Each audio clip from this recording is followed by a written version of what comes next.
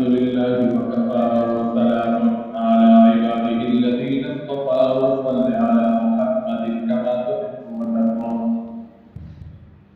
أما بعد فأعوذ بالله من الشيطان الرجيم. بسم الله الرحمن الرحيم.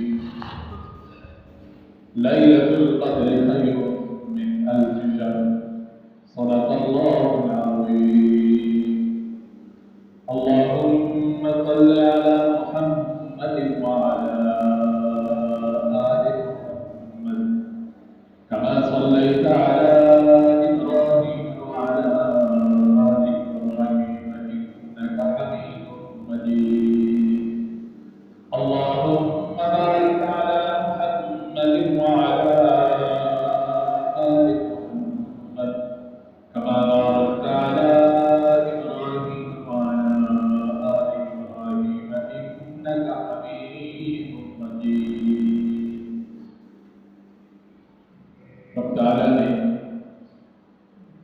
اپنے حبیب صلی اللہ علیہ وسلم کی امت کو رمضان کے اخیر عشرے کی 7 راتوں میں ایک رات عطا فرمائی جس کو لیلۃ القدر کہا جاتا ہے۔ اس لیلۃ القدر کی فضیلت بیان کرتے ہوئے اللہ ارشاد فرماتے ہیں لیلۃ القدر خیر من الف شہر، کہ اس رات میں جس بندے کو رب تعالیٰ توفیق کے عبادت عطا فرمائے، جس کو رب تعالیٰ عبادت کی توفیق عطا فرمائے، اس ایک رات کی عبادت کا ثواب 1000 مہینوں سے بڑھ کر اللہ نے مجھے وعدہ۔ یہ رات حضور نبی کریم صلی اللہ علیہ وسلم کی وجہ سے اس امت کو ملی ہے۔ فضیلت کی رات ہے، رحمت کی رات ہے، مغفرت کی رات ہے، اور بہت کم وقت میں بہت زیادہ ثواب کمانے کی رات ہے۔ لیکن ایک اور چیز کی طرف بھی تھوڑی توجہ ہو جائے۔ آپ صلی اللہ علیہ وسلم نے ارشاد فرمایا جب یہ رات ہوتی ہے، قرآن کہتا ہے تنزل الملائکۃ والروح فیہا بإذن ربہم، آسمان سے جبرائیل امین ایک فرشتوں کی جماعت کے ساتھ بیت اللہ کے اوپر اترتی ہے، اور جبرائیل امین علیہ السلام کے ہاتھ میں ایک جھنڈا ہوتا ہے جو بیت اللہ کے اوپر گاڑتے ہیں، اور اپنے ساتھ جو آسمان سے آئے فرشتے ہوتے ہیں ان فرشتوں کو حکم کرتا ہے کہ جاؤ پھیل جاؤ زمین میں، جہاں کہیں تمہیں اللہ کا کوئی بندہ کھڑے بیٹھے لیٹے کسی بھی صورت میں عبادت کرتا نظر آئے، کوئی دعا مانگتا نظر آئے تو اس کی دعاؤں پر آمین۔ صبح تک یہ فرشتے پوری دنیا میں چکر لگاتے ہیں، اور جو بندہ جس کسی صورت میں اللہ کی عبادت میں مصروف ہوتا ہے فرشتے اس کی عبادت کو نوٹ کر لیتے ہیں، اس کی حاضری۔ جب فجر کا وقت قریب ہوتا ہے جبرائیل امین ان فرشتوں کو آواز دیتے ہیں، وہ فرشتے تمام کے تمام حضرت جبرائیل علیہ السلام کے گرد جمع ہو۔ جس وقت جمع ہو گئے تو فرشتے جبرائیل امین سے سوال کرتے ہیں کہ رب تعالیٰ نے اپنے حبیب صلی اللہ علیہ وسلم کی امت کے ساتھ آج کی رات کیا معاملہ؟ جبرائیل علیہ السلام جواب دیتے ہیں کہ رب تعالیٰ نے باقی تمام کے معافی کا فیصلہ فرما دیا، لیکن 4 بندے ایسے ہیں جن کی آج کی رات بھی اللہ مغفرت نہیں کرتا۔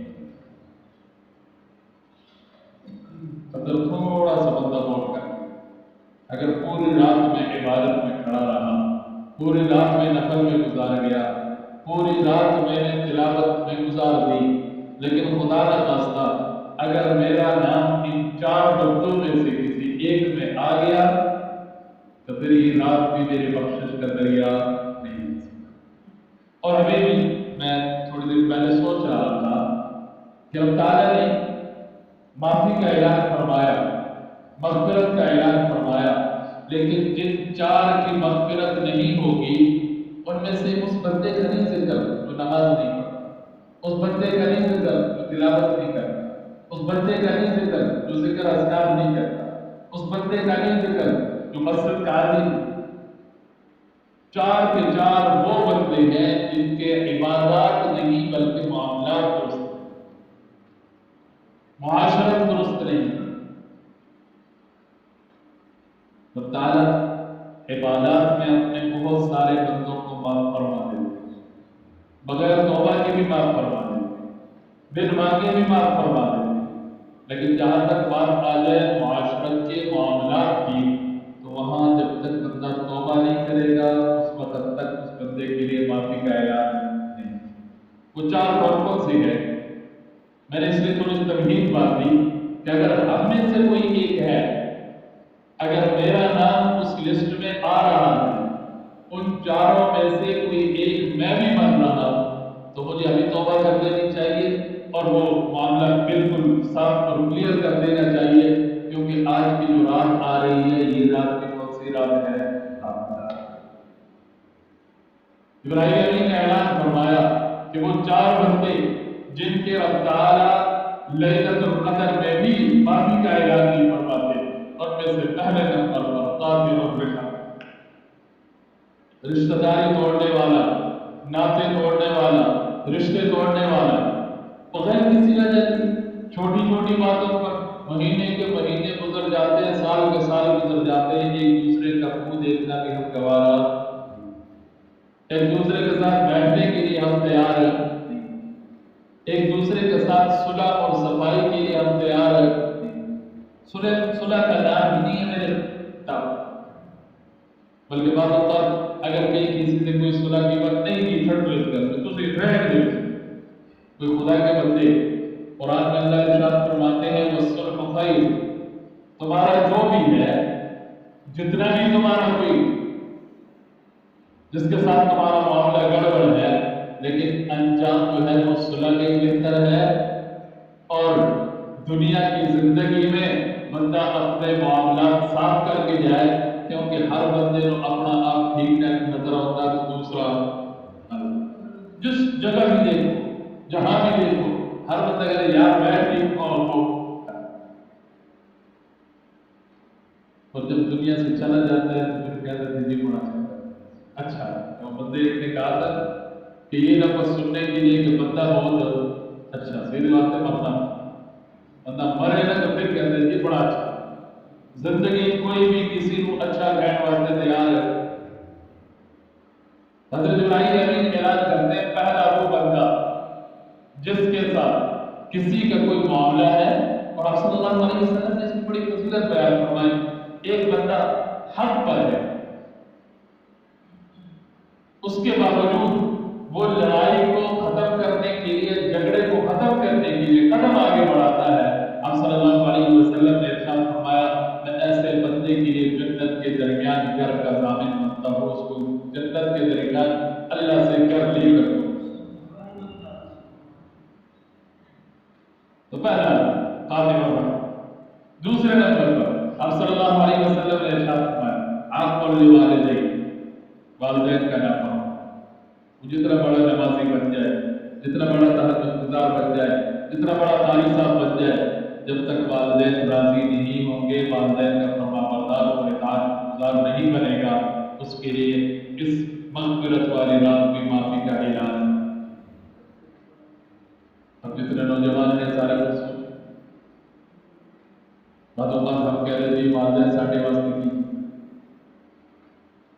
والدین کے یہ مقام ہے، شریعت اپنا ضابطہ بدل دیتی ہے۔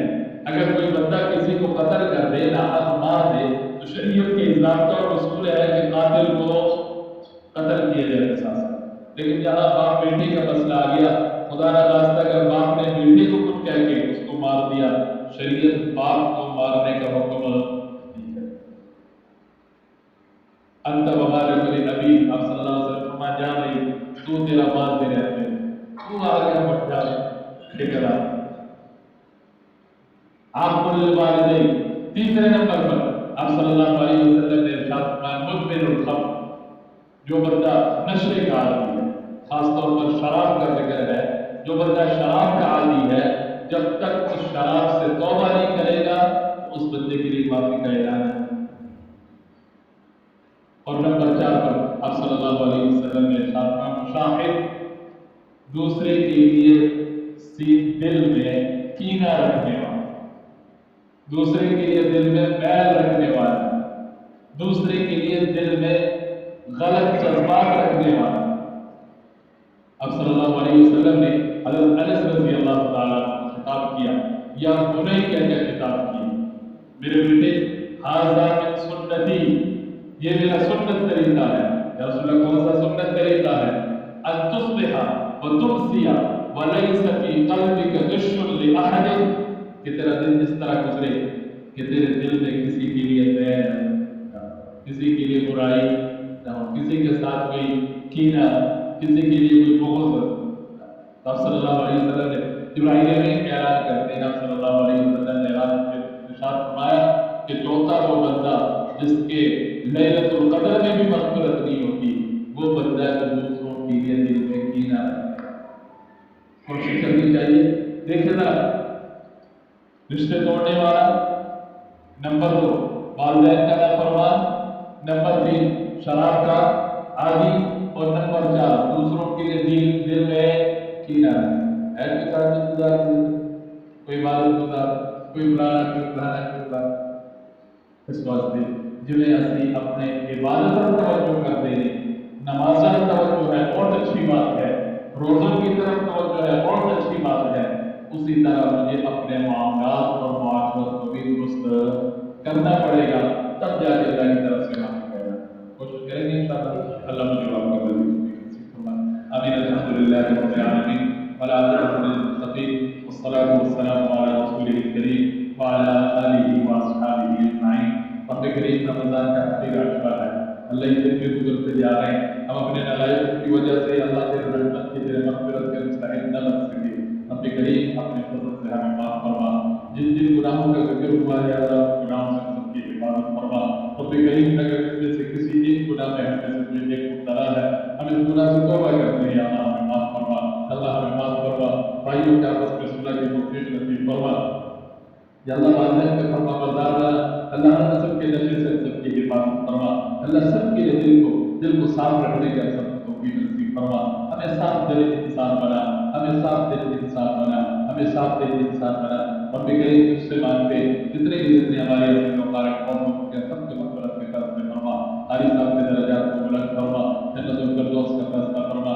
رب کریم رمضان کے اخیر عشرے کی چاند راتوں میں جو لیلۃ القدر کو نصیب کیے وہ ہم سب کو نصیب فرما، اس کی فضیلت ہم سب کو نصیب فرما، رحمتوں کا ہمیں مستحق بنا، مغفرتوں کا ہمیں مستحق بنا۔ وصلی اللہ علیہ نبی الکریم وعلی آلہ